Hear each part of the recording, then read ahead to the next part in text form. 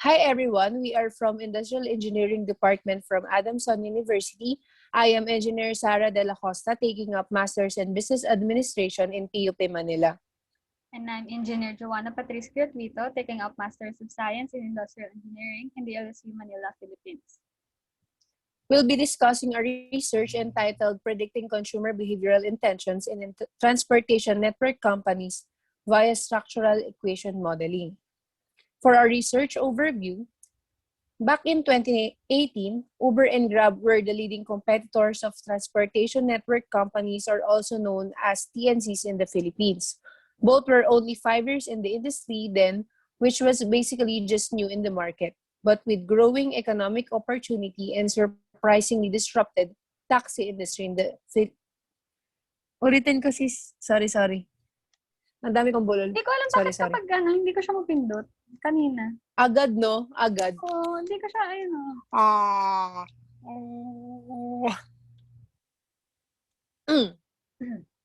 Yan. Hi everyone, we are from Industrial Engineering Department from Adamson University. I am Engineer Sara De La Costa, taking up Masters in Business Administration in PUP Manila. And I'm Engineer Joanna Patrice Gratuito, currently taking up Masters of Science in Industrial Engineering in the LSU Manila, Philippines. We'll be discussing a research entitled Predicting Consumer Behavioral Intentions in Transportation Network Companies via Structural Equation Modeling. For our research overview, back in 2018, Uber and Grab were the leading competitors of transportation network companies, or also known as TNCs in the Philippines. Both were only 5 years in the industry then, which was basically just new in the market. But with growing economic opportunity and surprisingly disrupted taxi industry in the country.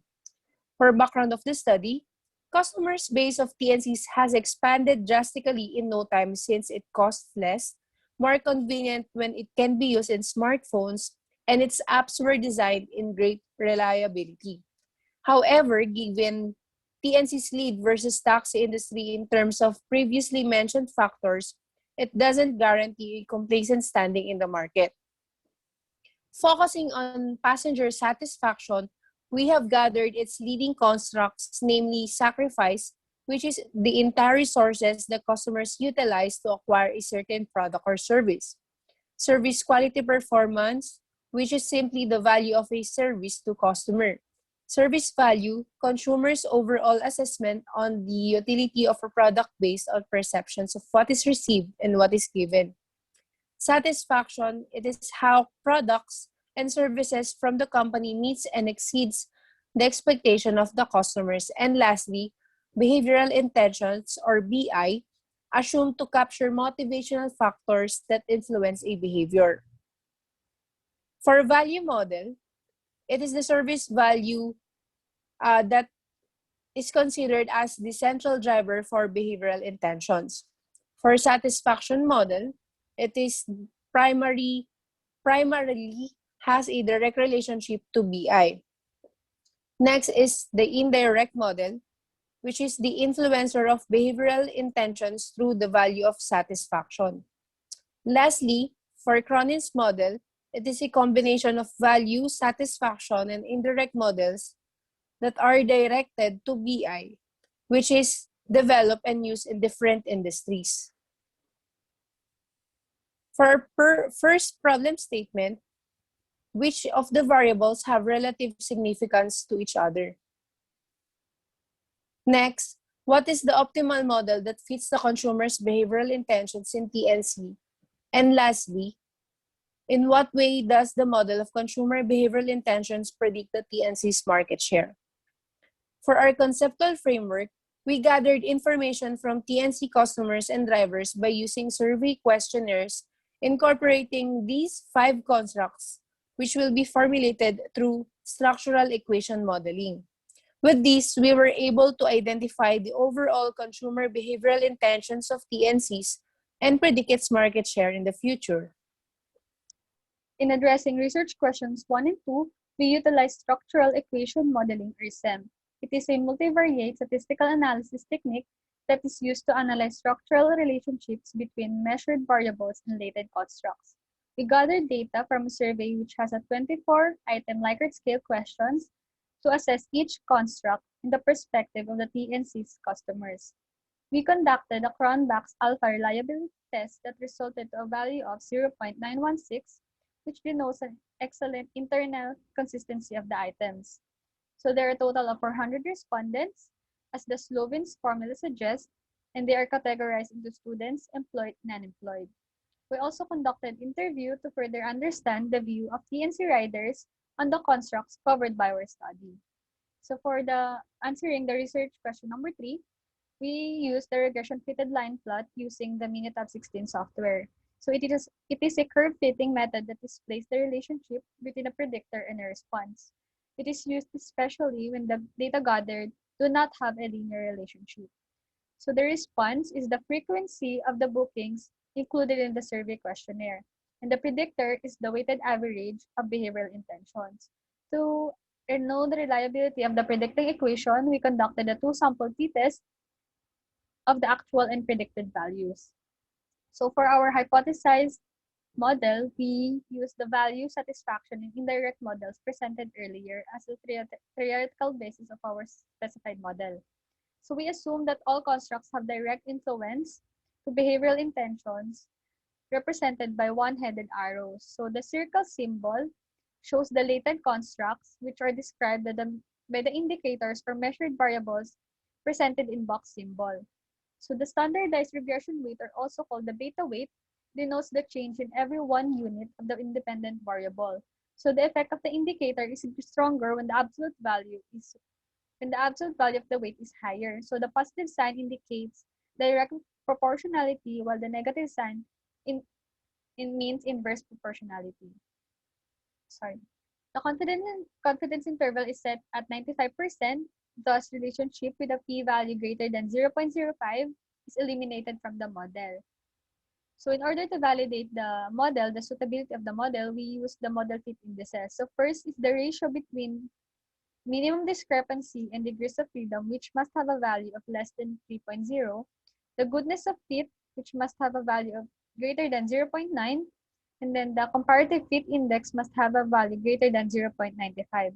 So these indices are greatly affected by the sample size. So it is also important to evaluate the model based on the indices which are independent of the sample size. So first is the parsimonious norm fit index is computed. So there's no cutoff for this value, but the higher the value, the better. And then the root mean square error approximation, which must have a value of greater than 0.06.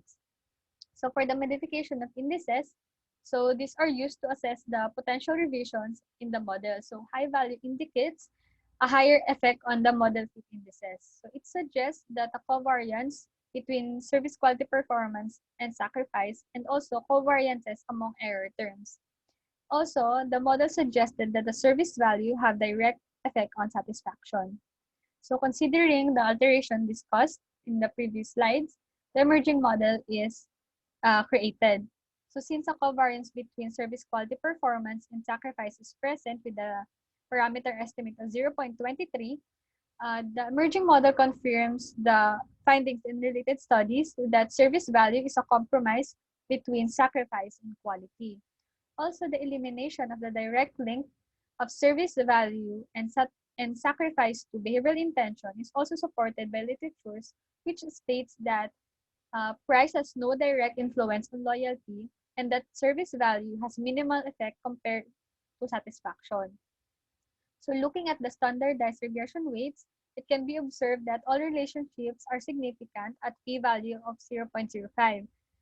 Square multiple correlations, or also known as the variance explained, it indicates the value how much a measured variable explains a latent construct. So obviously, a higher estimate is desired to regard the model as reliable. Then finally, since the model fit indices are within the acceptable values, we can conclude that the emerging model is satisfactory.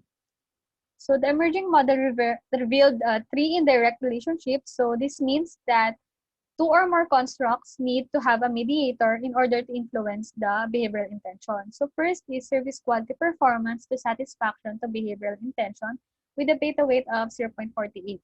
So in here, it can be seen that the regression weight is positive which means that the association is directly proportional with each other. Service quality performance consists of the entire quality of the vehicle, overall performance of the driver, and the TNC mobile applications, promo and discounts offering. So Hunt argued that satisfaction can be described as the evaluation of emotion. And through this statement, if all the mentioned factors under service quality performance is met, customers will have a higher chance to embody loyalty or behavioral intention. So second is service value to satisfaction to behavioral intention. So with a beta weight of 0.11. Service value is the involvement of monetary value demanded from the riders if the service they acquired is worth the price they paid. So Zeta Mal simply defined it as to what is received and what is given. It can be analyzed that um, in the result that the customers have been satisfied in the outcome of the perceived value in order to achieve behavioral intention. So similarly, in the marketing aspect, Woodruff recommended further linkage between customers' preferences for the desired value, evaluation of perceived value, and overall customer satisfaction feelings, and likewise proving the existence of the association of constructs, service value, and satisfaction that will lead to behavioral intention. So lastly is sacrifice to service value to satisfaction to behavioral intention. So in our chosen industry, perceived sacrifice are the non-monetary efforts produced by the customers to acquire the service. So it is worthy to note that that involvement mainly focuses on the effort of the consumer's perspective. Relating it with Zeta Mal's description about service value, a consumer's overall assessment of the service was only based on the perceptions of what is received and what is given. So meaning sacrifice becomes the input for recognizing service value, then satisfaction until it finally reaches the behavioral intention. So for the direct relationship, there are a total of two. First is service quality performance to behavioral intention. So by having a full extent of quality fulfillment with the service acquired through the vehicle and the driver, loyalty and willingness to purchase the service again in the future simultaneously increases. Second is that the sacrifice to behavioral intention with a beta weight of 0.53. So it accumulates the highest regression weight compared to the previously direct relationship. So satisfaction clearly affects the change per unit of BI, and it is directly proportional to the dependent variable. This the factor received from the quality of the delivered service and in result would have an important implications for customer retention. So this concept is long ago supported by Oliver Cronin and Barksey and Nash, that customer satisfaction levels and longer-term behavioral intentions are influenced by emotions during the pre, actual, and post-consumption of the service encountered. So the figure presented is the result of the fitted line plot. So our study aimed to predict the market share of the TNC using the emerging model. So it is observed that the weighted behavioral intention and the actual demand do not have a linear relationship. So that's why we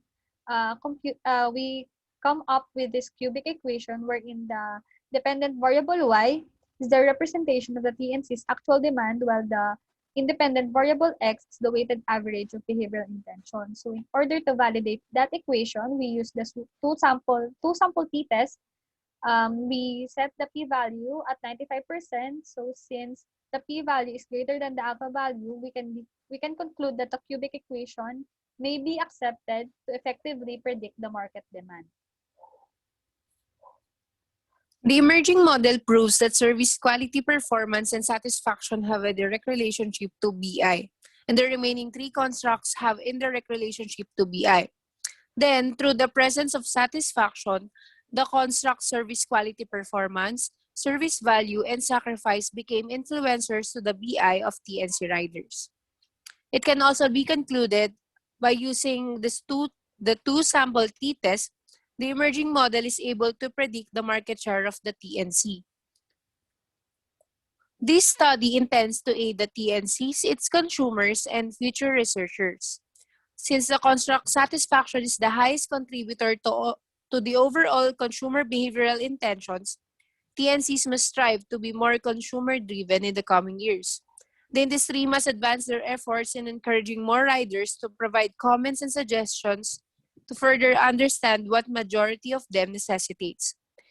They will also be able to evaluate their stance in the market through utilizing the market demand prediction model. Since the efforts of companies have directed towards being more consumer driven, the views and opinions of the customers will be more accommodated. In results, the services offered by the TNCs will be more suitable to their respective preferences. This research, being the pioneer of identifying constructs relating to BI in TNCs, greater opportunity for improvement are expected. Acknowledged partnerships to TNCs will highly help them come up with better interpretation of the subject matter.